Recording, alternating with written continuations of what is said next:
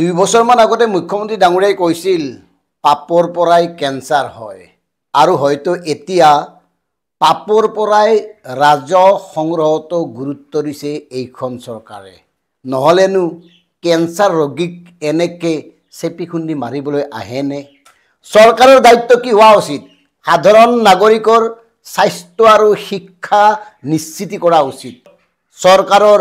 মন্ত্ৰী বা বিধায়কৰ কিবা এটা হলেই অসমৰ বাহিৰলৈ গুচি যায় চৰকাৰী হস্পিটালৰ মুৰব্বীজনৰ অসুখ হলেও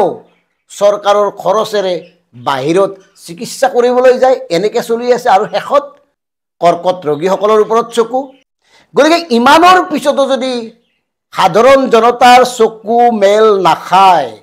ইমানৰ পিছতো যদি সচেতন বুলি ভবা লোকসকলে প্ৰতিবাদ নকৰে তেতিয়াহলে লাভ নাই আৰু নিজেই চিন্তা কৰক মুখ্যমন্ত্ৰী ডাঙৰীয়াই কৈছে আয়ুষ্মান কাৰ্ড থকা সকলৰ অসুবিধা নহয় তেওঁলোকে কাৰ্ডৰ পৰা টকাবোৰ পাব ভাৰত চৰকাৰৰ পৰা বেছিকে টকা পোৱাৰ বাবেই হেনো এইবোৰ কৰা হৈছে ভাবকচোন মুখত যি আহে তাকে কিয় ক'ব লাগে কক এই আয়ুষ্মান কাৰ্ড প্ৰতিগৰাকী নাগৰিকৰ আছেনে আৰু এই আয়ুষ্মান কাৰ্ডে কিমান কভাৰ কৰে 5 লাখ টকালৈকে কভাৰ কৰে গতিকে এগৰাকী কেঞ্চাৰ পেচেণ্টৰ চিকিৎসা ব্যয় যে 5 লাখ টকাৰ তলতেই হ'ব কেনেকৈ জানিলে আৰু মন কৰক এইটো এটা দীঘলীয়া পদ্ধতি আৰু এই পদ্ধতিত প্ৰতিবাৰেই যদি এই ধৰণে মাচুল দি থাকিবলগীয়া হয় কেনেকৈ কভাৰ কৰিব আৰু বহু ক্ষেত্ৰত আয়ুষ্মান কাৰ্ডে কামেই নকৰে এখন জেনেৰেল বেডৰ বাবে আগতে ৰোগীসকলে দিব লাগিছিল 200 টকা এতিয়া সেইটো 1500 টকা কৰা হ'ল পঞ্জীয়ন মাচুল আছিল 100 টকা এতিয়া 360 টকা কৰা হ'ল আইসিইউ বেডৰ চাৰ্জ আছিল 1500 টকা এতিয়া কৰা হ'ল 4000 টকা কেবিনৰ মাচুল 3000 টকাৰ পৰা একে কুবে গৈ হ'ল 4500 টকা আৰু সিটি স্ক্যানৰ খৰচ 4500 টকাৰ পৰা একে কুবে গৈ হ'ল 6500 টকা কেনেকে চেপি ধৰিছে কেঞ্চাৰ ৰোগীসকলক নিজেই মন কৰক আৰু এইখন চৰকাৰে কি কৈছিল টাটাৰ লগত লগ লাগি কেঞ্চাৰ পেচেণ্টসকলক সকাহ দিবৰ কাৰণে বিভিন্ন জিল্লাই কৰ্কট ৰোগৰ চিকিৎসালয় স্থাপনৰ বাবে লাখ কোটি টকাৰ স্বাক্ষৰ কৰিছিল টাটা অসম কেয়াৰ ফাউণ্ডেশ্যন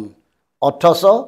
এতিয়া এই ফাউণ্ডেশ্যনৰ ওপৰত চৰকাৰৰ নিয়ন্ত্ৰণ নোহোৱা হ'ল অনাগত দিনত আৰু অধিক পৰিমাণে হয়তো মাচুল বাঢ়িব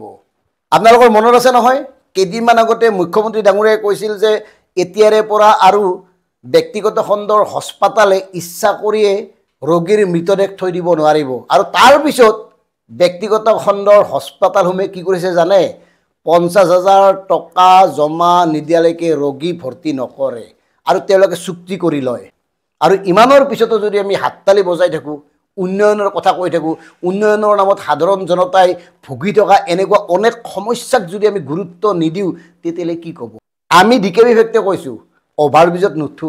আমাক বিল্ডিং নালাগে সাধাৰণ জনতাই উশাহ ল'ব পৰা এটা পৰিৱেশ সৃষ্টি কৰি দিয়ক নিশ্চিন্ত মনে সমস্যাহীনভাৱে জীয়াই থাকিব পৰা এটা পৰিৱেশ অথচ আপোনালোকে চাৰিওফালে হেঁচি ধৰিছে স্বাস্থ্য খণ্ডতেই যদি এই অৱস্থা ক'ত সফল আপোনালোক দুদিন আগতেতো আপোনালোকে আৰু ঘোষণা কৰিছে যে চৰকাৰী ভূমিত থকা বিভিন্ন ধৰণৰ বিদ্যালয় বা নামঘৰ বা অন্য অনুষ্ঠানক মাটিৰ পট্টা দিয়াৰ নামতো প্ৰতি বিঘা মাটিৰ বিনিময়ত 2.5 লাখ টকাকৈ আপোনালোকক দিব লাগিব মানে ৰাজহ সংগ্ৰহৰ বাবে আপোনালোকে আৰু কি কৰিবলৈ বাকি থাকিল কক মদৰ দোকানৰ পৰাতো কোটি কোটি টকা ৰাজহ সংগ্ৰহ কৰিয়েই আছে কোটি কোটি টকা ঋণ লৈয়েই আছে তাৰ পিছতো বেমাৰীখিনিকো এৰি দিয়া নাই আৰু মুখ্যমন্ত্ৰী ডাঙৰীয়া আপুনি যিবোৰ কথা কৈছে এবাৰ নিজে চিন্তা কৰক কি কৈছে আপুনি যে ক'লে যে কেন্দ্ৰীয় চৰকাৰে পইচা দিব সকলোকে কেনেকৈ দিব হে যাৰ কাজ নাই তেওঁক মৰিব লাগিব নেকি মানে নিম্ন মধ্যবিত্ত অকল মৰিব লাগিব নেকি এগৰাকী মুখ্যমন্ত্ৰীয়ে এনেকুৱা কথা কোৱা উচিত নহয় আপুনি কৈছে যে 10,000 টকা যি জমা দিব লাগিছিল সেইটো নালাগে সেইটো বাতিল কৰিব আপুনি নিৰ্দেশ দিছে সকলোতে আপুনি নিৰ্দেশ কিয় দিব লাগে কিয় স্বাস্থ্য মন্ত্ৰীৰ কোনো কাম নাই স্বাস্থ্য মন্ত্ৰী এই কথাবোৰ কক বিভাগীয় মন্ত্ৰীসকলে বিভাগবোৰ নিয়ন্ত্ৰণ কৰক অথচ প্ৰতিটো বিভাগৰ প্ৰতিটো বিষয়তে আপুনিহে ক'ব লাগে কিয় এই পৰিৱেশ সৃষ্টি হৈছে এইটো এটা কিন্তু গুৰুত্বপূৰ্ণ বিষয় গতিকে আমাৰ দাবী